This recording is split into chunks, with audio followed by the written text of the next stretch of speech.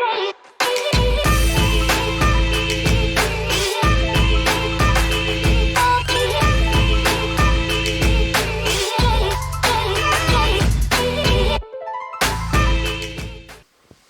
Lenihan for Boxing Social in association with William Hill and Empire Fight Store. I am delighted to be joined by former amateur Commonwealth, European, World gold medalist, Olympic bronze medalist, current world title challenger, and also OnlyFans star, Michael, aka Mick Too Slick Conlan. How's things? You went so well until the Too Slick bit. Like, come on. That wasn't bad, was it? It was good. That was the biggest introduction you gave me, so fair play. I listed all your accomplishments, I think, barring maybe one, but I'm not sure. Did I get them all in for you? European, Commonwealth, World, Got them all. Olympic bronze. Yeah, I got them all. All the major ones anyway. That's impressive, that one. You have to admit, we've started a lot of interviews the past 2 years, and I've gone in on you a little bit, rightly so as well, because that nickname's it's not great, but it's stuck on it now. I feel like you've gone through the roof because of it. Oh, fuck off, you bastard. Well, look, forgetting that, Belfast, most important fight of your career to date. Yeah. How are you feeling? How are you feeling in yourself? I'm good, mate. I'm relaxed, chilled out. Happy to get to work now, so I'm looking forward to it. I know I've sort of had a bit of fun talking about your accomplishments there and then going with the OnlyFans bit at the end. But let's talk about the Olympics a little bit. Yeah. We're not going to dwell on the past too much, but that moment where you obviously got robbed blind in front of the world and you kind of let everyone know what you thought with fingers, you've made up a couple of middle fingers and a very famous post-fight speech. Has that moment fueled you throughout your career to sort of never go through that kind of thing again? Does it give you that extra sort of push? Yeah, in a way it has. It's given me an extra kind of boost as well. Not a push, yeah. You never want to feel that and never want to experience that again.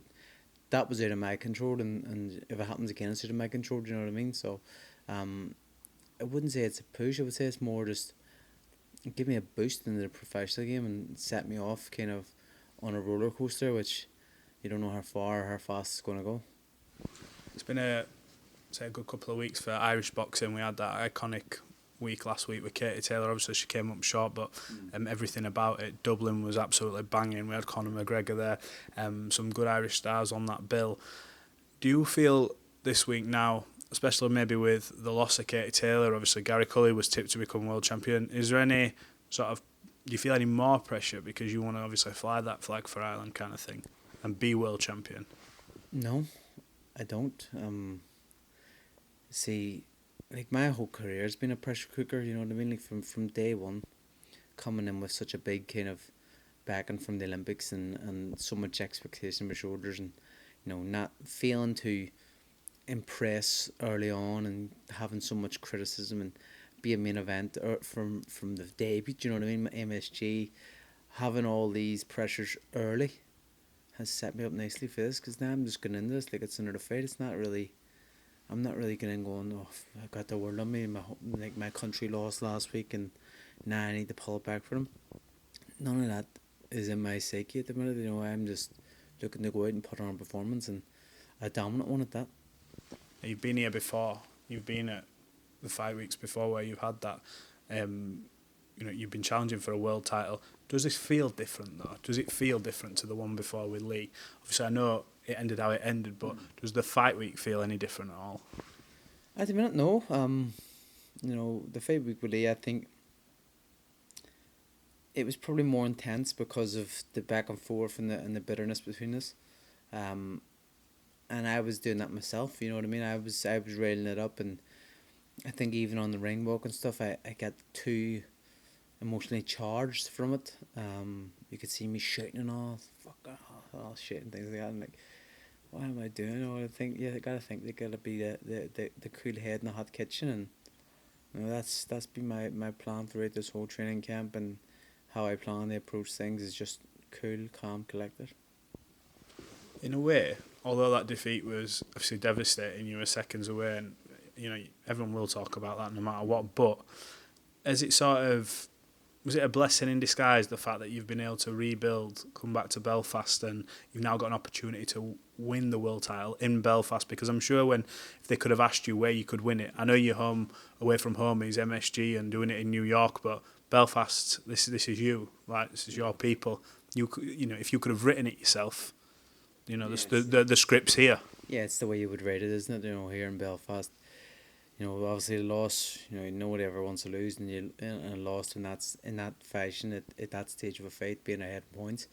You know, obviously it was really really hard to take, but in a sense, it has been a blessing because it's made me learn so much about myself as a person, as well as a fighter. You know what I mean? How I'm able to bounce back from things, how I was able to, you know, get back to where I belong and get back really really fast enough. You know what I mean? Just over a year ago it was. So, 2 fights after the one I lost, I'm back and, you know, fighting for a world title, and one I believe again, like I believed in the last one, I'm going to go and win.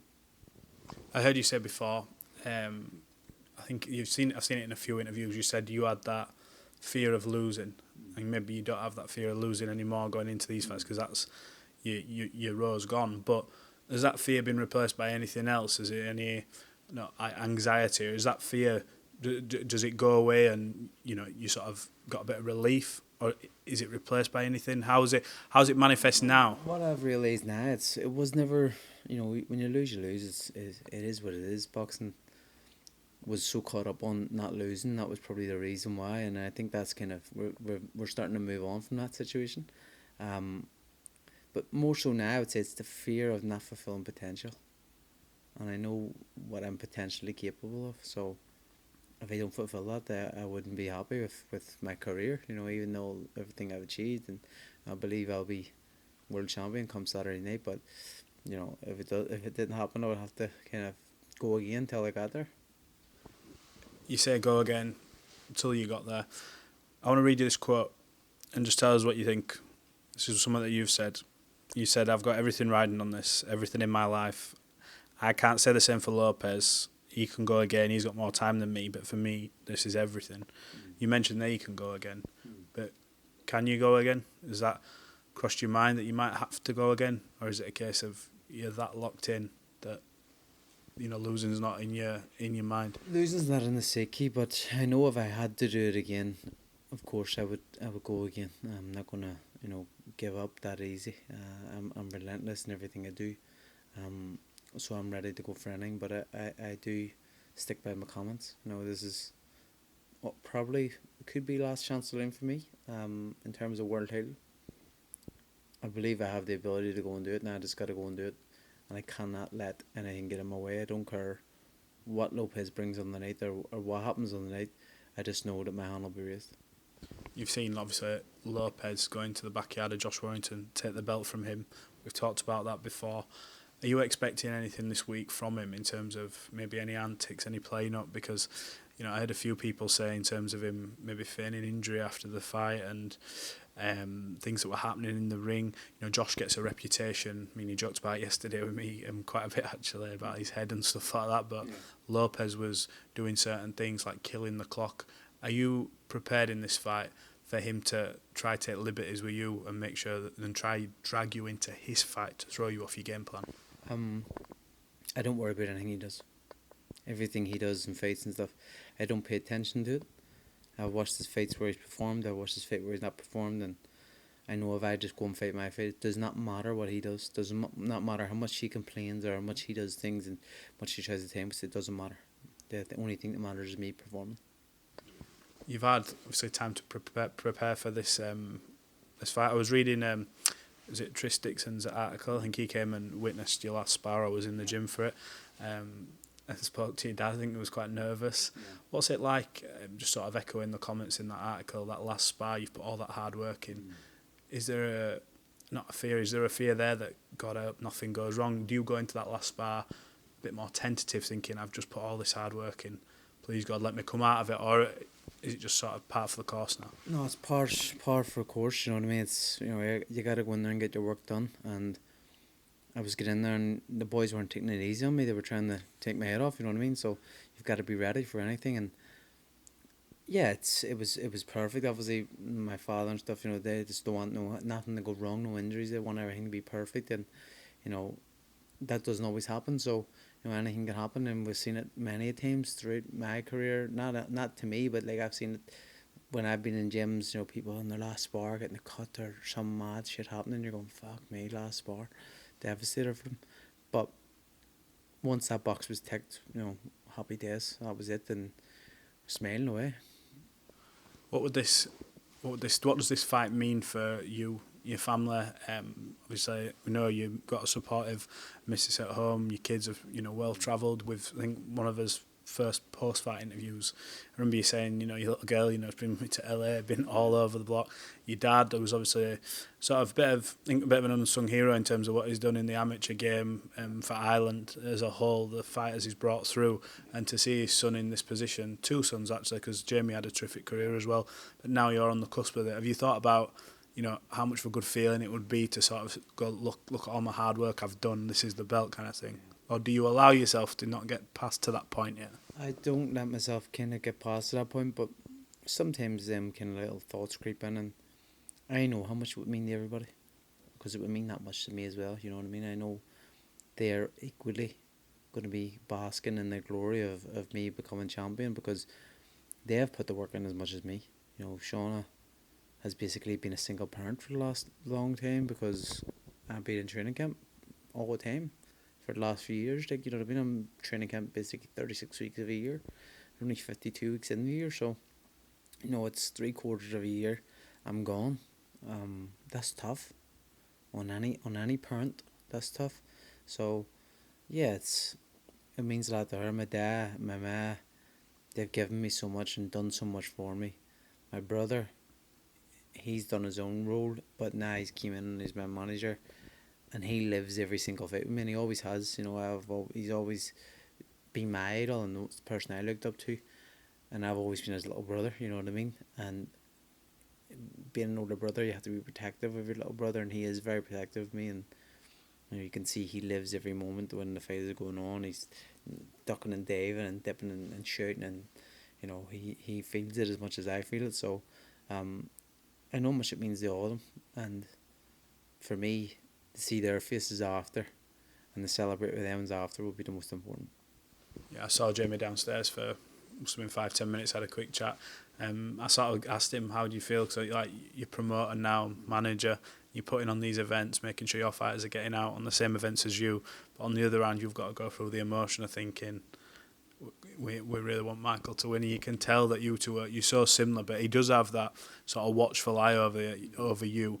And this is sort of, I suppose, for him, he'll be wanting to see you do something maybe that he didn't get to do in his career. Do you think that's the thing for him, that he'd like to see you shine like that? Maybe because he was close, he was so close, and if he sees you doing that, for you to bring the belt for the family, that'd give him sort of satisfaction as well. Like, he has always been more proud of my career than his own career, and it's crazy because he's been in so much wars and stuff. But like, if you ask him his favourite moments in boxing, he'll start naming my fights instead of his own fights, and is like, one of his best moments was me winning bronze in 2012 Olympics. You know what I mean? So he's always been my biggest supporter and biggest fan. Like, when we were kids growing up, there's three of us who boxed. My younger brother didn't really box, but there's me, Brendan, and Jamie. And Jamie is the oldest.